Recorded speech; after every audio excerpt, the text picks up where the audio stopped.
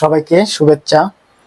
আমরা আজকে এক্সেলের pivot table টপিক্সের উপরে সেমি ক্রিটিক্যাল অর্থাৎ সেমি ইম্পর্টেন্স কিছু টপিক্স নিয়ে আলোচনা করব। কারণ পিভট টেবল হচ্ছে এক্সেলের খুবই গুরুত্বপূর্ণ একটা পার্ট।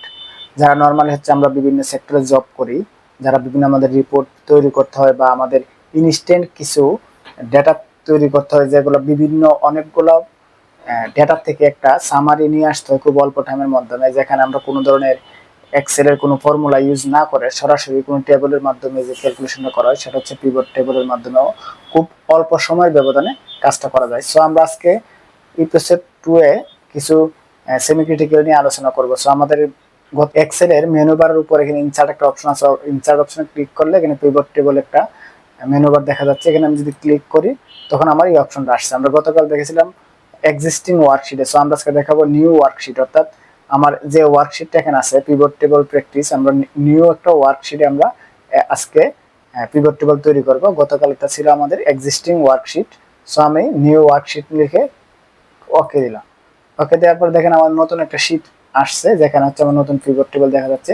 এখানে হচ্ছে পিভট টেবলটাকে আমি একটু ফরম্যাট বা একটু ডিসপ্লেটা একটু সুন্দর করে নিয়ে আসবো বোঝার সুবিধার্থে।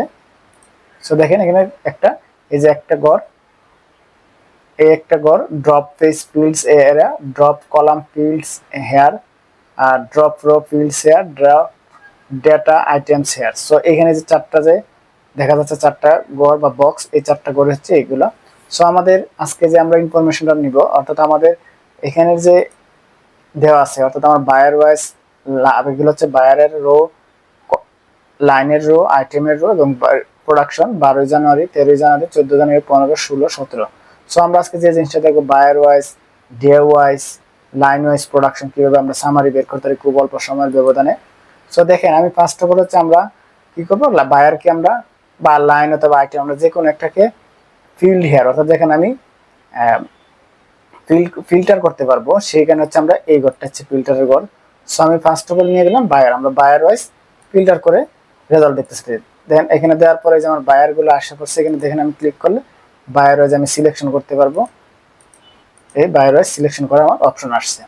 সেকেন্ড হচ্ছে আমি কি জানতে চাইতেছি, আমি প্রোডাকশন কি, প্রোডাকশন আমরা আইটেম ওয়াইজ প্রোডাকশন দেখবো, কি ওয়াইজ আইটেম ওয়াইজ, অর্থাৎ আমার কি কি আইটেম। দেখেন এটা হচ্ছে রো লেভেলস, অর্থাৎ এই যে কলামটা, এই কলামটা হচ্ছে রো লেভেলস।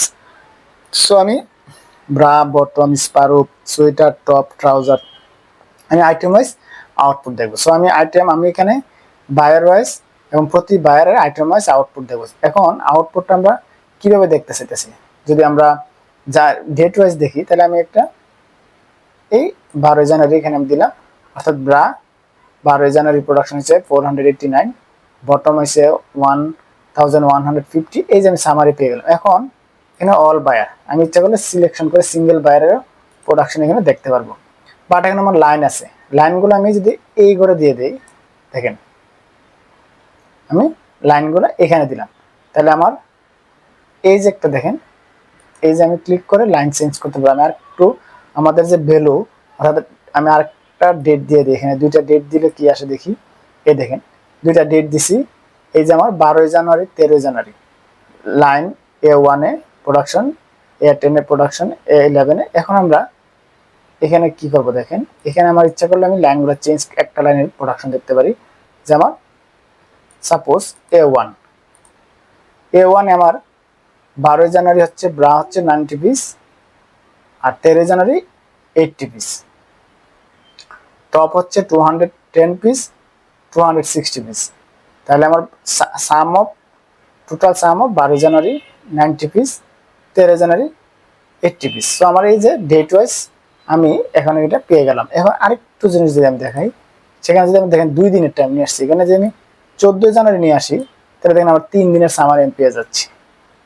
এখন এখানে দুইটা ঘর দেখা যাচ্ছে, এখানে 12 জানুয়ারি, 13 জানুয়ারি, 14 জানুয়ারি। এখন আমি যদি এটা আরেকটু চেঞ্জ করি, এখানে আমি যদি বায়ার ওয়াইজ দেখতে চাই, শুধু জাস্ট আমি প্রাইমার্ক বায়ার দেখবো। দেখেন শুধু প্রাইমার্ক বায়ারে 12 জানুয়ারি A1 লাইনে প্রোডাকশন এত। এখন আমি যদি অন্য একটা লাইন দেখতে চাই, A1 আমরা না দেখে ধরেন আমরা দেখবো হচ্ছে A4 বা A5 লাইনে কোনো প্রোডাকশন F5 লাইনে প্রাইম মার্কের বাইরে কোনো কাজ হয় না। সো এই যে আমরা লাইন ওয়াইজ বা ডেট ওয়াইজ সামারিগুলো এই পিভট টেবিলের মাধ্যমে খুব অল্প সময়ের মাধ্যমে আমরা এগুলো ক্যালকুলেশন করতে পারি।